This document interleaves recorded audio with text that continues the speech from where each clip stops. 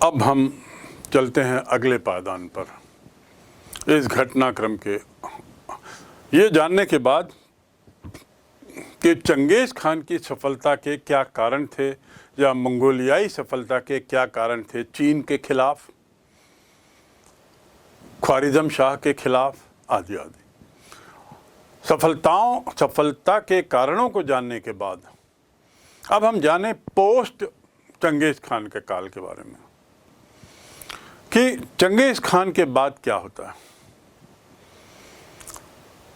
तो विषय है 13वीं शताब्दी का उत्तराधिकार संघर्ष। क्या संघर्ष? उत्तराधिकार संघर्ष। अब यहाँ पर जैसा मैंने बताया कि 4 पुत्र थे और इन 4 पुत्रों को क्षेत्र बांट दिया गया था जिसकी बाहरी सीमाएं अनिश्चित थीं। चंगेज़ खान परंपरावादी था, उसने विधि का जो निर्माण किया था वो भी परंपराओं से जुड़कर, और उलुस नाम दिया था बाहरी क्षेत्रों को। इसके पीछे उसका जोर ये था कि हम सब मिल बांट कर रहे हैं, चाहे वो धन का मामला हो, पशु का मामला हो, भूमि का मामला हो, मिलकर बांटकर साथ साथ चलकर हम अपने इस साम्राज्य की विशालता में वार्धक्य करें। ऐसा ही चंगेज़ खान का सपना था, ख्वाब था। नवीन राजवंशों को, उनके अधिकृत क्षेत्र को भी लेते हुए कैसे उनके साथ तालमेल बैठाया जाए, ये वो बखूबी जानता था। यहाँ पर जो 4 उसके बेटे थे, इनमें जब उत्तराधिकार का संघर्ष होता है तो घटनाक्रम कुछ ऐसा होता है कि जो ओगदेई था, पहला बेटा, उसकी मृत्यु के बाद गोमुख गद्दी पर आता है। और गोमुख जो है वह एक तरीके से समर्थन देने न देने के संशय में रह जाता है। तलुई, हलाकू, कुबलई खान, ये उसके अन्य उत्तराधिकारी, अन्य परिवार के उत्तराधिकारी थे जो इस मामले में काफ़ी झगड़ा कर रहे थे और जो मिल बांट कर रहने की जो कल्पना थी उसका प्रयास भी कर रहे थे। एक भाई के मृत्यु के बाद उसके बेटे के पक्ष में दूसरे भाई की मृत्यु के बाद दूसरे भाई का बेटा सामने आता है और ऐसी स्थिति में कुछ तनाव बढ़ जाता है। जो भी मैंने आपको वंशावली बताई चंगेज़ खान की उत्तराधिकार के संबंध में, उसी वंशावली को आप यहाँ पर चित्र के माध्यम से देख सकते हैं। मैंने बताया उसके 4 पुत्र थे, तो सबसे नीचे सबसे बड़ा पुत्र, उसके बाद दूसरा और उसके बाजू में तीसरा और उसके बाजू में चौथा। अब इसके ऊपर जो 2 चित्र बने हैं इसमें से एक टोपी पहना हुआ है और उसके ऊपर जो 3 लोगों के चित्र बने हुए उसमें 2 लोग टोपी पहने हुए हैं। जो मैंने इसके पहले जो आपके सामने ग्राफिक्स रखा उससे स्पष्ट हो जाएगा कि जो लोग टोपी पहने हुए यहाँ दिखाए गए हैं आपकी सुविधा के लिए, उन लोगों ने अंततः गद्दी संभाली और बाकी लोग असफल रहे। प्रयास यही रहा इनका कि हम एकजुट होकर रहें, जुड़कर रहें, लेकिन जब 2 भाइयों के बच्चे, बेटे सत्ता में आने पर एक दूसरे को समर्थन देते हैं तो दूसरे परिवार के दूसरे हिस्से में दिक्कतें आती हैं। लेकिन फिलहाल हम इतना बस समझ लें कि उत्तराधिकार के मामले को लेकर संघर्ष तो था ही, विवाद तो था ही, लेकिन प्रयास भी था कि वे एकजुट रहें। तो मंगोलिया की भौतिक स्थिति का सतही अध्ययन ही सही, लेकिन उससे आप अंदाज लगा सकते हैं विभिन्नता की। खान पान, जीवन शैली, व्यवसाय, उद्योग आदि में विभिन्नता होगी। और क्षेत्रफल की दृष्टि से भी देखें तो मंगोलिया और भारत कमोबेश एक ही दिखाई देते हैं एरिया में। तो इतनी विशालता के साथ उतनी विभिन्नता तो होगी और यही विभिन्नता उनके समाज में विभिन्नता लाई है। तो अब भौगोलिक पृष्ठभूमि के बाद हम आते हैं सामाजिक पृष्ठभूमि पर। समाज में क्या भिन्नता थी, समाज कैसा था, वहाँ के जो रहवासी थे उनमें सब में कुछ कॉमन चीज़ें तो थी। अस्पष्टता थी भाषा में, आवाज़ में ज़्यादा, भीड़ की आवाज़ ज़्यादा लगती थी, कायर प्रवृत्ति के थे, सामान्यतया अहिंसात्मक थे, और आदि आदि जो मैंने विशेषताएं पहले आपको बताई। अब समाज का अध्ययन करते समय हमने जैसे स्रोतों के अध्ययन को दो भागों में बांटा, ऐसे सामाजिक परिप्रेक्ष्य को भी, सामाजिक पृष्ठभूमि को भी हम दो भागों में बांटें। इससे पहले हम ये याद रखें कि जो भौगोलिक क्षेत्र का विवरण मैंने आपको बताया, दो नदियां और दोनों तरफ बर्फ के पहाड़ और झरने, और दक्षिण में मरुस्थल, मरुभूमि। तो जो उत्तरी क्षेत्र है, उत्तर पूर्वी, उत्तरी और उत्तर पश्चिमी क्षेत्र, इस क्षेत्र में हरियाली होने के कारण वनाच्छादित है और घास है, हरी भरी है। इसलिए भूगोल के विद्यार्थी होने के नाते आप समझ जाएंगे कि ऐसे क्षेत्र को भूगोल के नज़रिए से कहा जाता है स्टेपी घास क्षेत्र, मध्य स्टेपी घास क्षेत्र। पूर्ण रूप से स्टेपी ग्रास नहीं था, तो मध्य स्टेपी ग्रास एरिया, मध्य स्टेपी घास क्षेत्र, अर्थात घास यहाँ बहुत है, वन है। अब दिमाग में आप इसको रखें कि ग्रास वहाँ बहुत पाई जाती है, घास है, और मध्य स्टेपीज क्षेत्र है। उसको ध्यान में रखते हुए अब हम समझने की कोशिश करें वहाँ के समाज को। और जैसा मैंने बताया, समाज को दो भागों में बांटा जा सकता है। पहला, पशुपालक वर्ग। क्या वर्ग? पशुपालक। और दूसरा, शिकारी संग्राहक वर्ग। अर्थात समाज का एक तबका ऑक्यूपेशन की नज़र से, व्यवसाय की दृष्टि से पशुपालन में था, तो समाज का दूसरा तबका बचा हुआ शिकारी वर्ग में आता था।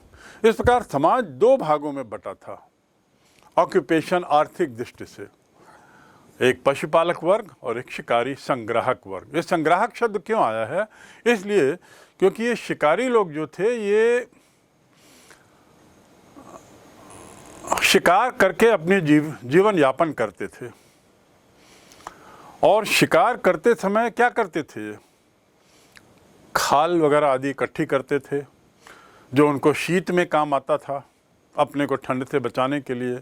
और मांस वगैरह खाते थे, और साथ में मांस का संग्रहण भी करते थे शीत ऋतु के लिए, क्योंकि शीत ऋतु में जानवर नहीं दिखाई देते।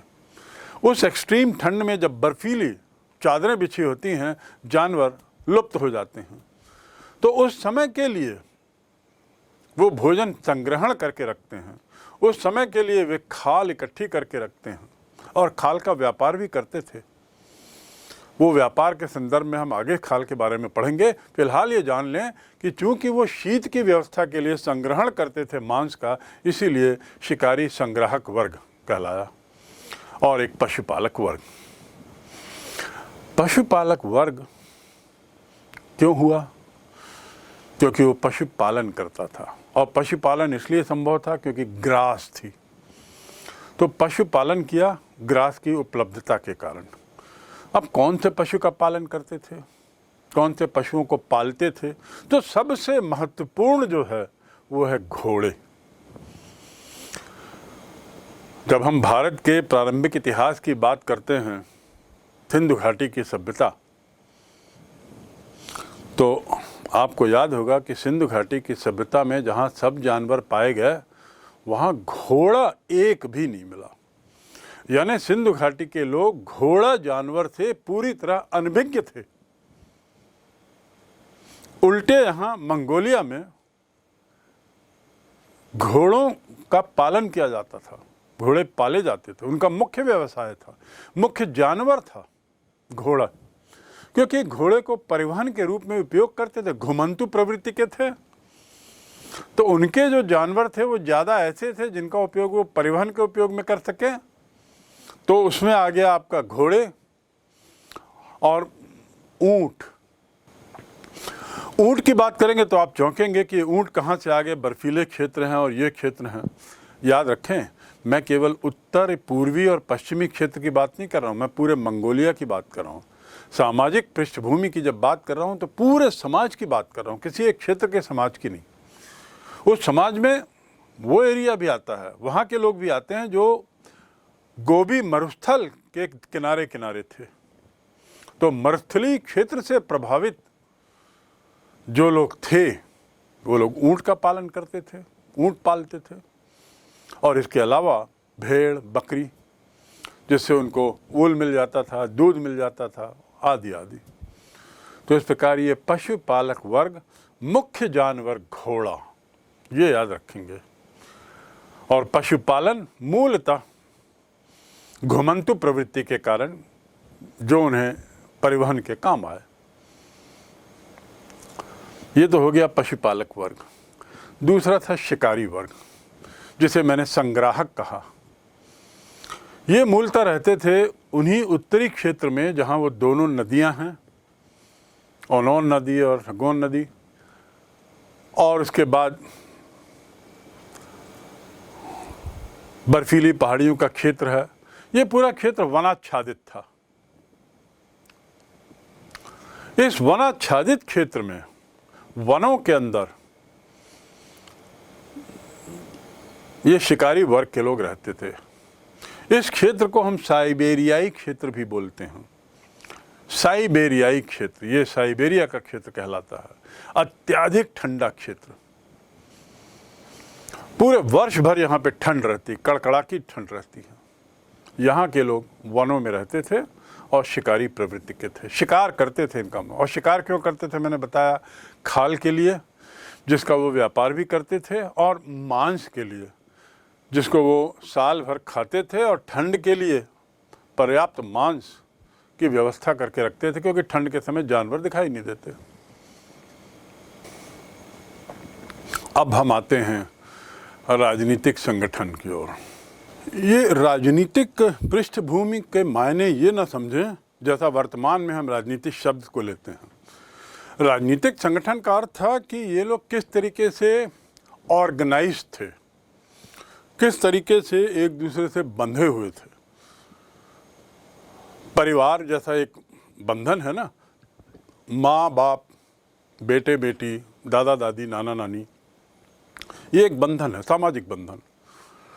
उसी तरीके से विभिन्न परिवार कैसे एक दूसरे से जुड़े थे। तो उसके लिए यहाँ पे हम जो शब्द यूज कर रहे हैं वह है राजनीतिक पृष्ठभूमि, जो बाद में राजनीतिक संगठन का रूप लेता है। तो राजनीतिक पृष्ठभूमि की शुरुआत यदि हम देखें तो सबसे पहले आपको ये समझना है कि कई टुकड़ों में, जैसे हम कबायली टुकड़े बोल सकते हैं, वे बटे हुए थे। अलग अलग क्षेत्रों में अलग अलग कल्चर था, संस्कृति, अलग अलग जीवन शैली थी, जैसा मैंने बताया। तो उसने अपनी जीवन शैली, भाषा, रहन सहन के आधार पे इन्हें हम मोटा मोटा 6 भागों में, 6 विभिन्न संगठनों में बांट सकते हैं। लेकिन याद रखें कि इन्हें संगठन नहीं बोलेंगे, इन्हें बोला जाता है परिसंघ। अब परिसंघ क्या है? परिवार, कई परिवार मिलकर एक परिसंघ बना। ये कोई फॉर्मल, कोई संस्थागत, जिसमें कोई कानून नियम वगैरह ऐसा नहीं था, लेकिन एक समझ थी। कई परिवार मिलकर एक परिसंघ बनाते थे, जिनकी संख्या हजारों में होगी। तो ऐसे हम 6 परिसंघ का नाम यहाँ थोड़ा देख लें। वो 6 परिसंघ थे। सेयुंगना, जिसमें ज़्यादातर तुर्की के से आए हुए लोग थे। 250 ईस्वी पूर्व में इसकी स्थापना होती है। 250 ईस्वी पूर्व, अर्थात करीब जिस काल की हम बात कर रहे हैं 1300 ईस्वी की, उससे करीब 1500 वर्ष पूर्व ये तुर्की से आए हुए लोगों का परिसंघ बना।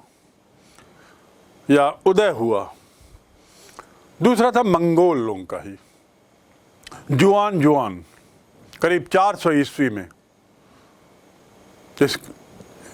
ये उदित होता है। तीसरा है एफल फ्लैट, ये भी मंगोल थे 400 ईस्वी में। उसके बाद चौथा ग्रुप था तुजे, ये भी तर्किश ग्रुप। पांचवा उइकुर तर्किश ग्रुप और छठा खितान मंगोल ग्रुप। तो 3 मंगोल ग्रुप आप देखते हैं परिसंघ, और 3 तुर्की से जुड़े हुए परिसंघ।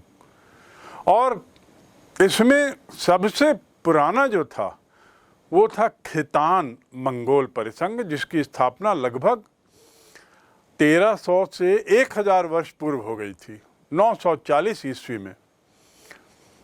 940 ईस्वी पूर्व में, अर्थात 1300 ईस्वी जिस काल का हम अध्ययन कर रहे हैं उससे लगभग 1000 वर्ष पूर्व की बात कर रहे हैं, जब हम खितान मंगोल का जिक्र पहली बार पाते हैं।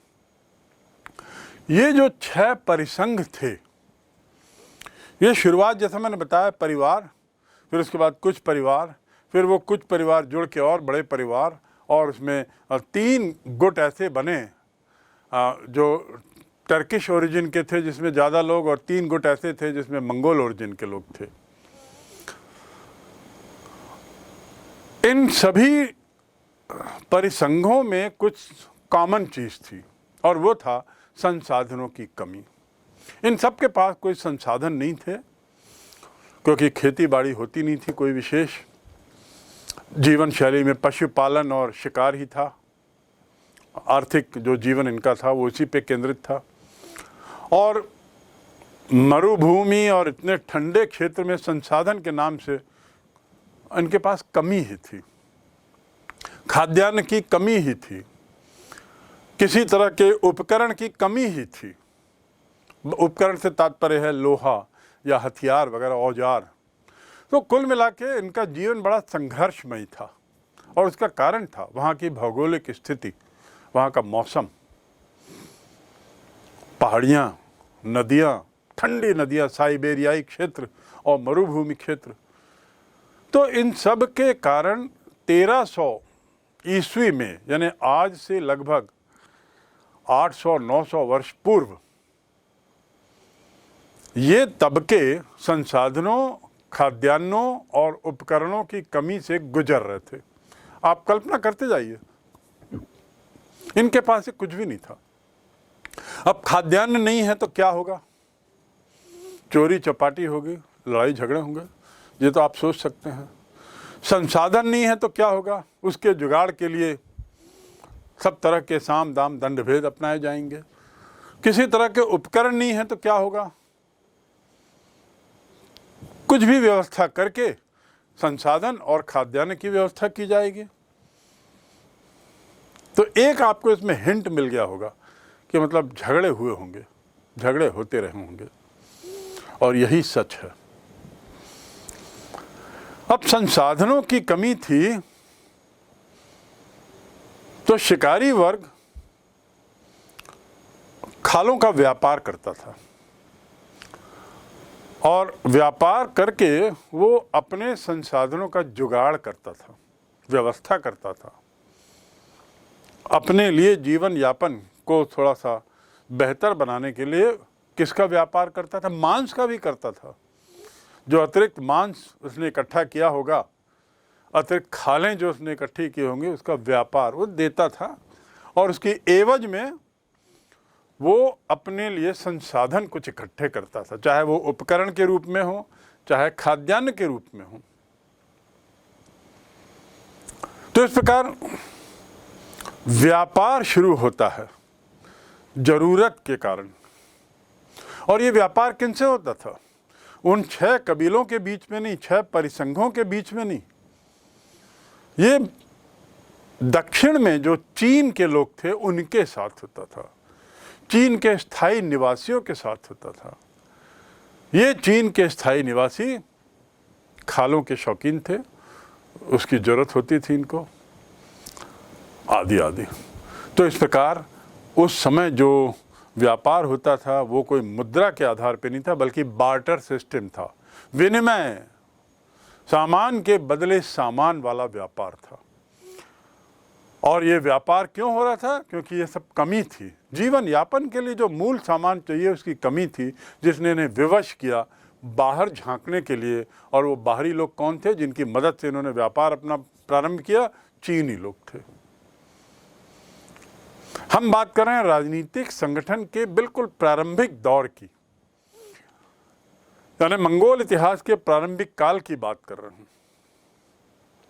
और इस प्रकार एक छोटे स्तर पर व्यापार होता है, शुरू होता है, तंगी के माहौल में इनका जीवन यापन होता है। सभी तरह की तंगी थी। जैसा मैंने बताया, राजनीतिक पृष्ठभूमि से हमारा तात्पर्य मूलतः परिसंघों से है। और परिसंघ क्या है? पितृपक्षी वंश, पिता के बल पर जो वंश बनता है, परिवार, कई परिवार, उनसे जुड़े हुए परिवार, जिसका मुखिया कोई एक पिता रहा होगा प्रारंभ में, तो एक परिसंघ। ऐसे 6 परिसंघ बने हैं। और वर्गों की बात की तो मैंने 2 वर्ग आपको बताया, पशुपालक और संग्राहक समाज। अब ये बात तय हो गई कि संसाधनों, खाद्यान्नों और उपकरणों की कमी के कारण इन दोनों वर्ग के बीच में झगड़े, मन मुटाव तो होते रहे होंगे, बहुत होते रहे होंगे। ये पशुपालक वर्ग और शिकारी वर्ग इन्हीं 6 परिसंघों में से थे, या ये 6 परिसंघ इनमें से, इन 2 में से किसी न किसी वर्ग से उनका ताल्लुकात था। तो कुल मिला के ये बात हुई कि दोनों के बीच में सतत रूप से संसाधनों, खाद्यान्नों और उपकरणों की कमी के कारण झगड़े होते रहते थे। अच्छा, पशुपालक वर्ग के साथ एक समस्या और थी। शीत वर्ग के साथ जहाँ समस्या, शिकारी वर्ग के साथ जहाँ समस्या थी शीतकाल में मांस के संग्रहण की, खाल के संग्रहण की, वहीं पशुपालक वर्ग के साथ क्या समस्या थी? कई बार वर्षा नहीं हुई तो घास नहीं, सूखा पड़ जाता था, घास नष्ट हो जाती थी। और ऐसी स्थिति में जानवरों पर इसका बड़ा असर पड़ता है। एक तो कहने को पशुपालक वर्ग, ये वर्ग तो पूरी तरह जानवरों पर निर्भर है। पशुपालक वर्ग, जो वर्ग पूरी तरह जानवरों पर निर्भर है, उसे सुनिश्चित करना है कि उनके जानवरों को पर्याप्त घास मिलती रहे। लेकिन मौसम जब बेमौसम हो जाए, तो बारिश न हो, पानी की कमी हो जाए, तो सूखा पड़ जाता था, घास खत्म हो जाती थी, तब संघर्ष और बढ़ जाता था। और इस प्रकार पशुपालक वर्ग और शिकारी वर्ग के बीच में संघर्ष के कई कारण थे। खाद्यान्नों आदि की कमी तो थी ही, ये मौसम का जो खेल था वह भी इनके बीच के संबंधों को प्रभावित कर रहा था, दुष्प्रभावित करता था और विवश करता था आक्रमण करने के लिए, विवश करता था स्वयं की रक्षा के लिए। ये लोग अपनी रक्षा भी करते थे और साथ में आक्रमण भी करने के लिए विवश थे। और अपनी रक्षा करने के लिए उपकरण थे नहीं,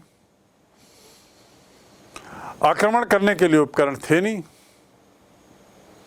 पर किसी भी तरीके से, साम दाम किसी भी तरीके से एक दूसरे से झगड़ा करना और किसी तरीके से अपना जीवन यापन करना। तो झगड़ा इनकी जिंदगी में था, हिंसा उनकी जिंदगी में आ गया था। और इसीलिए बर्बरता और वैसी प्रवृत्ति, भीड़ वाली आवाज़ की प्रवृत्ति, जिसका मैंने पूर्व में जिक्र किया है।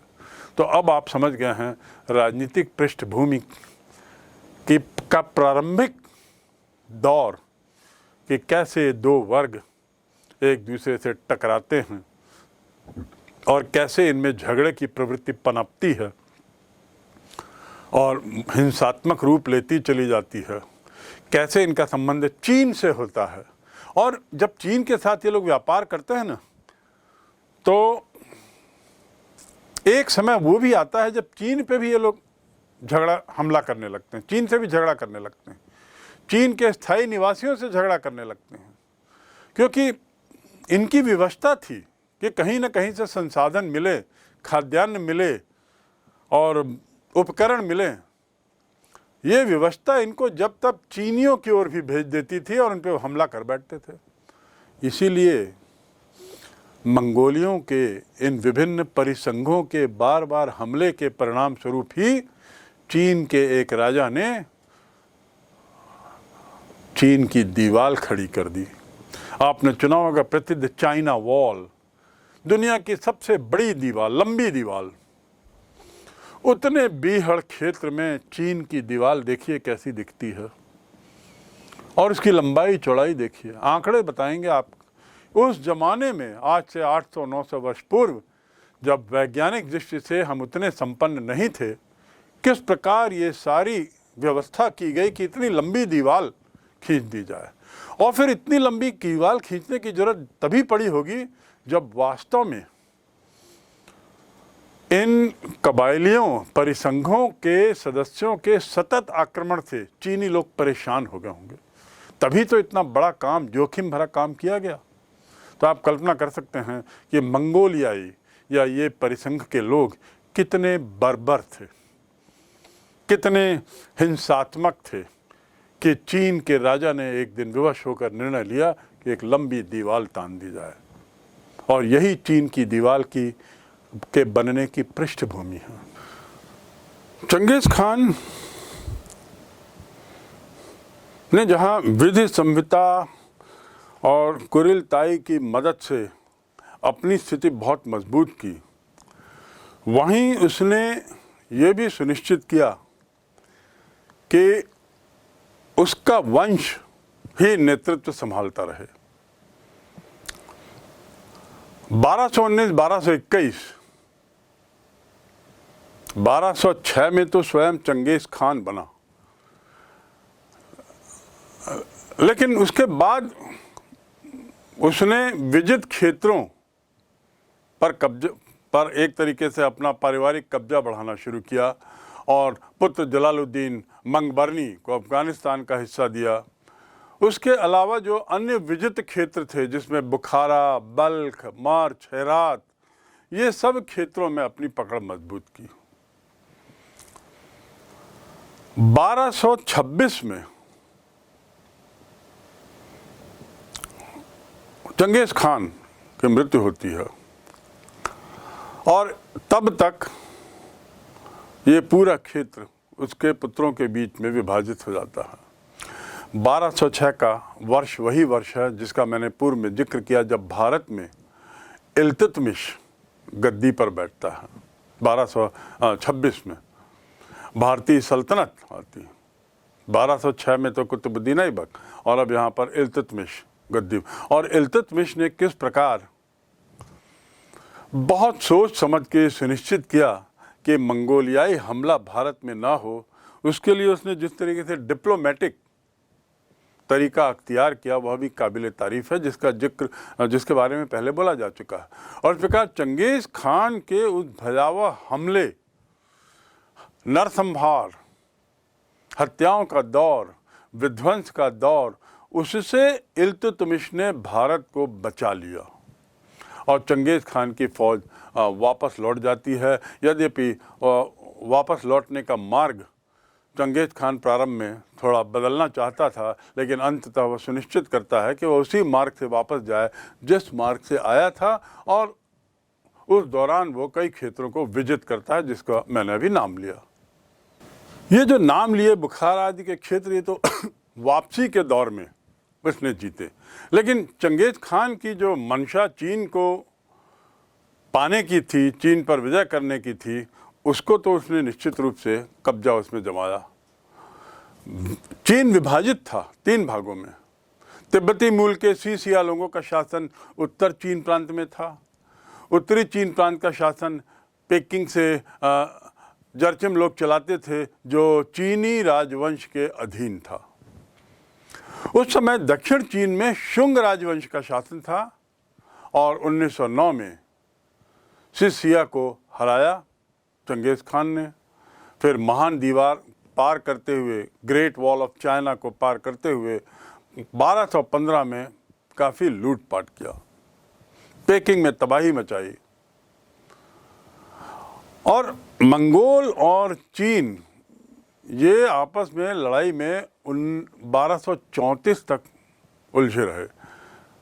चंगेज खान को अपनी सेना और अपने अनुचरों को सौंपकर वो वैसे ही वापस चला जाता है, क्योंकि तीसरा क्षेत्र उसने पूर्णतः विजयी नहीं किया था। लेकिन बहुत समय से अपनी राजधानी से दूर रहने का जो उसको मलाल था, उसको दूर करने के लिए उसने तय किया कि अब समय आ गया है कि वापस वो अपने क्षेत्र पहुंचे। मंगोल साम्राज्य का विस्तार इस दौरान तुरान, दरिया, अमू, ख्वारज़म राज तक हुआ। काराखिता को मंगोलों ने 1218 में हराया और चंगेज खान के जो दूत थे, सुल्तान मोहम्मद ने उसका वध किया। इससे चंगेज खान को बहुत गुस्सा आ गया और 1219 के उन्होंने ख्वारज़म पर कब्जा किया। बुखारा, समरकंद जिसका मैंने जिक्र किया है, ओटरार, निशापुर आदि पर कब्जा किया और लाखों लोगों को मारा। इस पूरे दौरान उसके साम्राज्य का विस्तारीकरण होता रहता है सतत रूप से। नरसंहार तो होता ही है, विध्वंसता तो होती ही है, निरंकुशता तो बढ़ती ही चली जाती है, लेकिन साथ ही साथ साम्राज्य का विस्तारीकरण भी जारी रहता है। यहाँ पर मैं उस बात का जिक्र पुनः करना चाहूँगा जिसमें निशापुर पर कब्जा करते समय मंगोल राजकुमार की हत्या जब हुई और ये खबर चंगेज खान तक पहुंची, तो उसने जो नरसंहार मचाया उससे भारत के लोग भी कांप उठे थे। क्रोधित चंगेज खान ने आदेश दिया कि नगर को इस प्रकार विध्वंस किया जाए कि संपूर्ण नगर में हलचल मच जाए, बदला ऐसा हो कि नगर में कुत्ते बिल्ली भी ना बचें, यानी आमूल चूल रूप से नष्ट करने का आदेश उसने दिया। सुल्तान मोहम्मद का पीछा करते हुए मंगोल फौज आती है और उस सेनाएं अजरबैजान तक पहुंच जाती हैं। देखिए, रूसी सेनाओं की क्रीमिया में पराजित किया और कैस्पियन सागर को भी घेर लेता है। कैस्पियन सागर देखिए कहाँ है, मंगोलिया कहाँ है। तो इस प्रकार वो फौज कितनी लंबी दूरी तय करती है पूर्व की ओर, पश्चिम की ओर, ये आपको देखना है। मंगोल सेना अलग से सुल्तान मोहम्मद के पुत्र जलालुद्दीन मकबरनी का पीछा करती है, अफगानिस्तान और सिंध पहुंचती है और मंगबरनी जो है सुल्तान महमूद का बेटा था, वह इल्तुतमिश से अनुरोध करता है। चंगेज खान का सामना उससे नहीं होता। चंगेज खान वापस लौटना चाहता था क्योंकि काफ़ी गर्मी और आवासीय कठिनाई थी, इसलिए उत्तरी भारत के असम मार्ग से लौटना चाह रहा था, लेकिन होना कुछ और ही था और इल्तुतमिश ने अपने डिप्लोमेटिक तरीके से इस समस्या से, मंगोलों की समस्या से भारत को निजात दिलाई।